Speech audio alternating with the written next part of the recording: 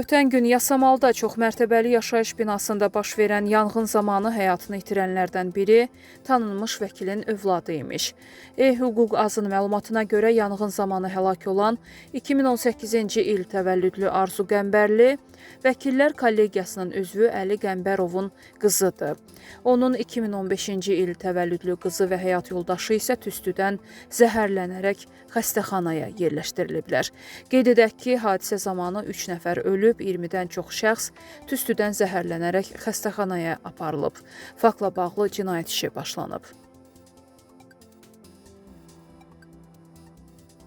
Xəbər verdiyimiz kimi noyabrın 19-da Bakıda yerləşən Təmiz Dünya Qadınlara Yardım İctimai Birliyinin sığınacağında yaşayan 16 yaşlı Nurcan Cəfərova həyatını itirib.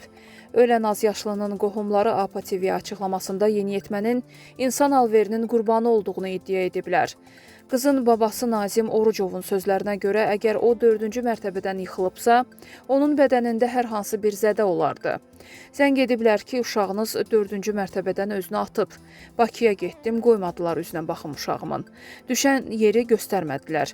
Üzünü açdılar, amma təmiz baxmağı qoymadılar. Mənə dedilər, 100 manat nəvənin yetim puludur. 40 manatı özləri xərcləmişdilər.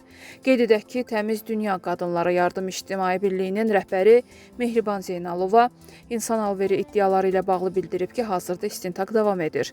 Onu bildirək ki, ölən yeniyetmənin atası Elşad Səfərov ölkəyə qayıtdıqdan sonra 18 noyabr 2025-ci il tarixində uşaqdan rəsmi qaydada imtina etmişdi.